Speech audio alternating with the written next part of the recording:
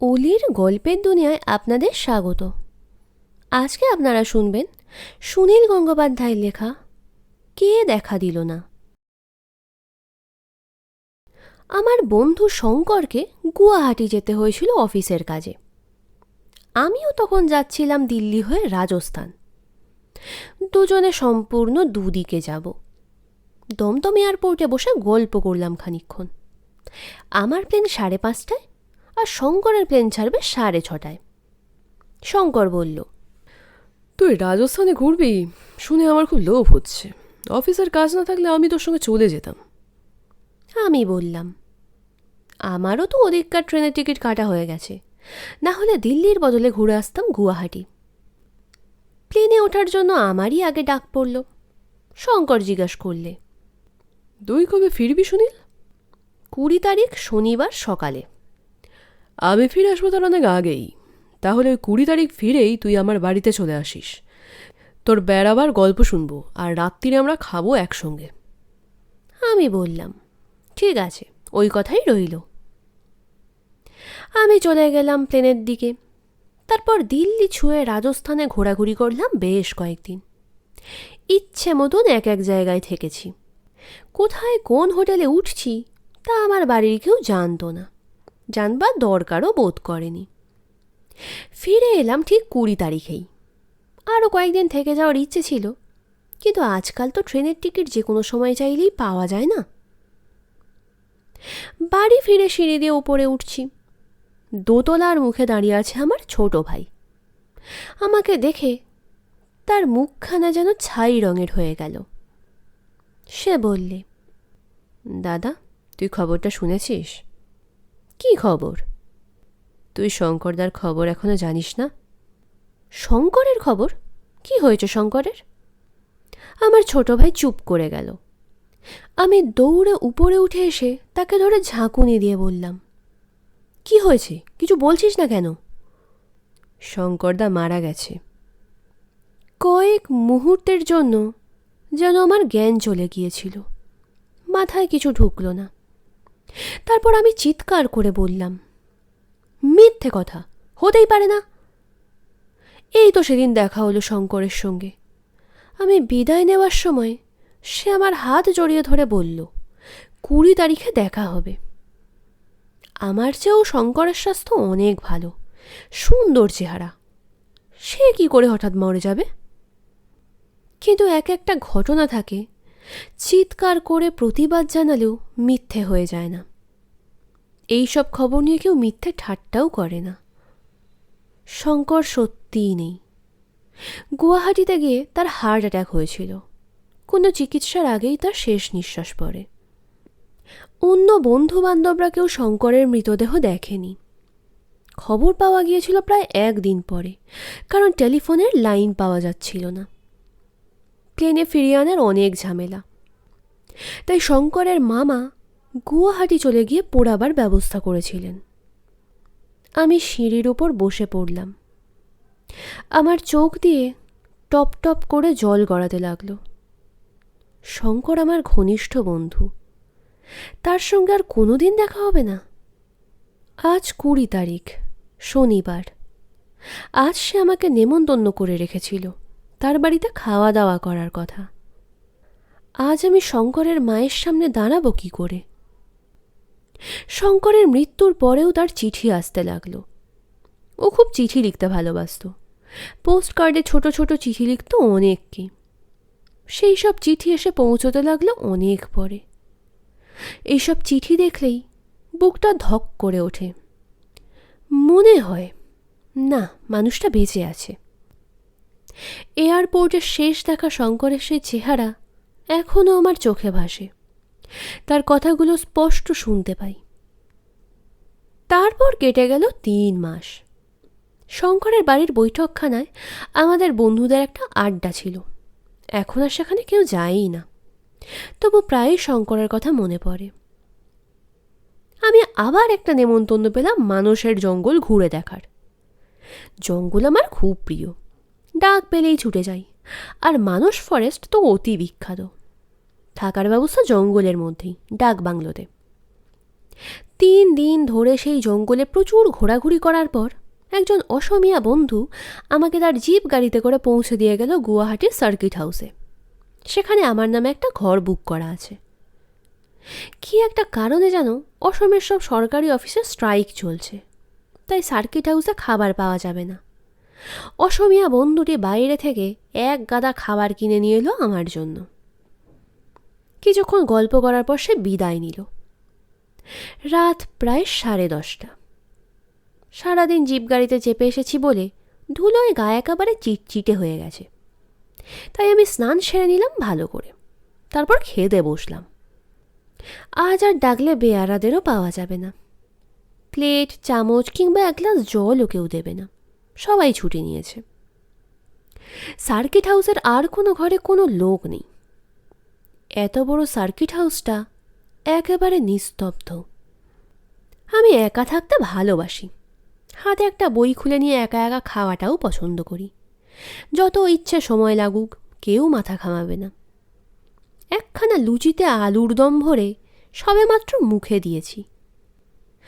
জানালার কাছে কিসের যেন একটা শব্দ হলো। মুখ তুলতেই মনে হলো কে যেন জানলার পাশ দিয়ে চট করে সরে গেল। আমি ভুঁড়ু কুচকে জিজ্ঞাসা করলাম, কে? কেউ কোনো উত্তর দিল না। যতদূর জানি আজ সার্কিট হাউসে কোনো লোক নেই। তাহলে কে দাঁড়িয়েছিল? কেউ থাকলেও লুকিয়ে পড়বে কেন? চোর টোর নাকি? দরজা খুলে বাইরে উঁকি দিয়ে দেখলাম, না, কেউ নেই। তাহলে আমারই ভুল হয়েছে। জানলার পর্দাটা উঠছে, সেই জন্যই ভুল হতে পারে। ফিরে এসে বইটা তুলে নিয়ে খাওয়া শুরু করতেই আবার ঠকাস করে জানলার একটা পাল্লা বন্ধ হয়ে গেল। এবার যেন স্পষ্ট দেখতে পেলাম জানলার পাশ দিয়ে সরে গেল একটা মুখ। আবার ধমকের চুরে চেঁচিয়ে বললাম, কে? কে ওখানে? কোনো উত্তর নেই। চোখে এত ভুল দেখছি। উঠে গিয়ে আবার দরজা খুলে দেখলাম, কেউ কোথাও নেই। অন্য সব দরজায় তালা লাগানো, মাঝখানে লম্বা বারান্দা। চোর যদি হয়ও, সে জানলার কাছে দাঁড়িয়ে শব্দ করবে কেন? কেউ কি আমার সঙ্গে লুকোচুরি খেলছে?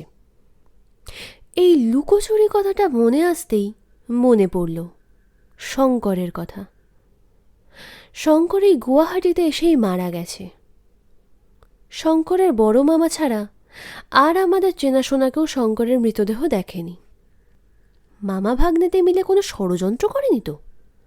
কোনো কারণে শঙ্কর গুয়াহাটিতে লুকিয়ে থেকে নিজের মৃত্যু সংবাদ রটিয়ে দিয়েছে। কিন্তু শঙ্করের ছোট ভাই আর বোনকে আমি কি দারুণ কাঁদতে দেখেছি। শঙ্করের মা শোকে দুঃখে যেন পাথর হয়ে গিয়েছিলেন। মায়ের কাছে কি কেউ ছেলের নামে এমন মিথ্যে বলতে পারে? শঙ্করের বড় মামাও খুব গম্ভীর ধরনের মানুষ। তিনি এ ধরনের নির্মম রসিকতা করতেই পারেন না। না, শঙ্কর বেঁচে থাকতে পারে না। আবার খাওয়া শুরু করলাম। এবার ঘরের মধ্যে একটা দমকা হাওয়া ঢুকে এলো। ঘরের একদিকের দেওয়ালে একটা জঙ্গলের ছবি, আরেক দিকের দেওয়ালে একটা ক্যালেন্ডার। হাওয়ায় ক্যালেন্ডারটা খুলে পড়ে গেল মাটিতে। আমি ক্যালেন্ডারটা তুলবার জন্য উঠতে গিয়েও ভাবলাম, থাক, খাওয়ার পর তুললেই হবে। তখনই মনে পড়ল আজকের দিনটাও শনিবার, আর এ মাসের 20 তারিখ। সঙ্গে সঙ্গে আমার শরীরে একটা শিহরণ বয়ে গেল। আমি চিৎকার করে বলে উঠলাম, শঙ্কর, ওই শঙ্কর, তুই কি লুকিয়ে আছিস? আমার সামনে চলে আয়, আমাকে সব কথা বল। কোনো সাড়া শব্দ পাওয়া গেল না। 3 মাস আগেকার এক 20 তারিখ শনিবারে শঙ্করের সঙ্গে আমার খাওয়া দাওয়া করার কথা ছিল। আজও সেই রকম একটা দিন, কিন্তু শঙ্কর নেই। আজ কি আমি একা একা খেতে পারি? খাবার সরিয়ে রেখে আমি বাথরুমে গিয়ে হাত ধুয়ে নিলাম। শঙ্করের জন্য বুকটা হু হু করে উঠল। বাথরুমের জানলা দিয়ে বাইরে দেখা যায় অন্ধকার একেবারে ঘুটঘুট করছে। পাশেই বিশাল ব্রহ্মপুত্র নদী, জলের গন্ধ পাওয়া যাচ্ছে। কিন্তু নদীটা দেখা যাচ্ছে না। বাথরুম থেকে বেরিয়ে দেখি ঝড়ের মতন হাওয়ায় জানলার পর্দা উথাল পাথাল করছে।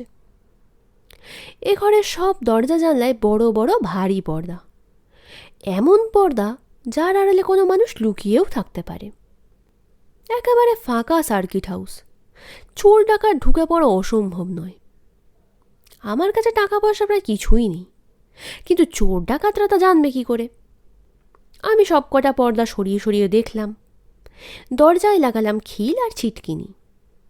কাঁচের জানলাগুলোতে শক্ত গ্রিল লাগানো আছে, কেউ ঢুকতে পারবে না। বই পড়ার চেষ্টা করতেই ঝড়ের হাওয়ায় একটা জানলার পর্দা খুব উড়তে লাগলো। কাঁচের পাল্লা তো বন্ধ করেছিলাম, খুলে গেল কি করে? উঠে গিয়ে পরীক্ষা করে দেখলাম, ছিটকিনিটা একটু আলগা মতন, হাওয়ার ধাক্কায় নিজে নিজেই খুলে গেছে। হাওয়াও আসছে দারুণ জোরে। অন্য একটা জানলার পর্দা সরিয়ে দেখলাম এর দুটো পাল্লাই খোলা, এটা বোধহয় বন্ধই করিনি। এই প্রথম আমি ভয় পেলাম। একই দিকে দুটো জানলা, দুটোই নদীর দিকে, কিন্তু একটা জানলার পর্দা দমকা হাওয়ায় উড়ছিল আর অন্য জানলার পর্দাটা একটুও নড়েনি। দুটো জানলাই খোলা, দুটো জানলা দিয়েই তো সমান হাওয়া আসার কথা। বাইরে কিছুই দেখা যায় না। এমন হতে পারে অন্য জানলাটার কাছে কোনো বড় গাছ আছে কিংবা দেওয়াল টেওয়াল কিছু আছে, তাই হাওয়া বাধা পাচ্ছে। এছাড়া আর তো কোনো কারণ থাকতে পারে না। এই সব কথা ভাবলেও, সত্যি কথা বলছি, আমার বেশ ভয় করতে লাগলো। এখন আর বই পড়া যাবে না। দুটো জানলায় ভালো করে ছিটকিনি এঁটে আলো নিভিয়ে শুয়ে পড়লাম। একটু পরেই মনে হলো জানলায় কেউ ঠক ঠক করছে। আমি মনে মনে বলতে লাগলাম, কেউ না, কেউ না, ওটা ঝড়ের শব্দ, বাতাসের ধাক্কা, তাছাড়া আর কিছুই নয়। হঠাৎ প্রচণ্ড একটা ধাক্কায় সেই প্রথম জানলাটার পাল্লা খুলে গেল হাট করে। ঝোড়ো বাতাস ঘরের মধ্যে যেন তাণ্ডব শুরু করে দিল। ঝনঝন শব্দে পড়ে ভেঙে গেল দেওয়ালের ছবিটা। আমি দারুণ ভয়ে চিৎকার করে উঠলাম। অন্য জানলাটায় একটুও শব্দ নেই, বাতাসের ঝাপটা নেই। তাহলে নিশ্চয়ই অলৌকিক কাণ্ড। শঙ্কর নেই, তবে কি তার প্রেতাত্মা দেখা করতে চায় আমার সঙ্গে, অর্থাৎ ভূত? এতকাল ভূতে বিশ্বাস করিনি, কিন্তু এখন ভয়ে কাঁপিয়ে দিচ্ছে সর্বাঙ্গ। সত্যি মনে হচ্ছে অন্ধকার ঘরের মধ্যে কেউ ঘুরে বেড়াচ্ছে। বেড সুইচটা টিপে আলো জ্বালতেই অবশ্য দেখা গেল ঘর খালি, কেউ নেই। এলোমেলো বাতাস বইছে শুধু। ছবিটা পড়ে ভেঙে গিয়েছে। এবার আমি ঠাস করে নিজের গালে একটা চড় কষালাম। যদি শঙ্কর ভূত হয়ে এসেও থাকে, তাতে আমার ভয় পাওয়ার কি আছে? শঙ্কর আমার অতি প্রিয় বন্ধু ছিল, সে কি আমার কোনো ক্ষতি করবে? কখনো না। ছেলে মানুষের মতো ভয় না পেয়ে আমার ধৈর্য ধরে দেখা উচিত ভূত আছে না নেই, তার প্রমাণও হয়ে যাবে। নিজের ঘনিষ্ঠ বন্ধু ভূত হলে ভয় পাওয়ার কোনো কারণই নেই। তার কাছ থেকে বরং ভূতেদের ব্যাপার স্যাপার সব জেনে নেওয়া যাবে। নিজেকে চড় মারার ফলে অনেকটা স্বাভাবিক অবস্থা ফিরে পেলাম। খুলে দিলাম দুটো জানলার পাল্লা। আসুক হাওয়া। আরও যদি কেউ আসতে চায় তো আসুক। বিছানা ছেড়ে বসলাম বইটা নিয়ে। জোরে বললাম, শঙ্কর, আয় ভাই, দেখা দে। কিংবা যদি কিছু বলতে চাস তো বল, আমি ভয় পাবো না। তোর যেরকম চেহারাই হোক, ভয় পাবো না।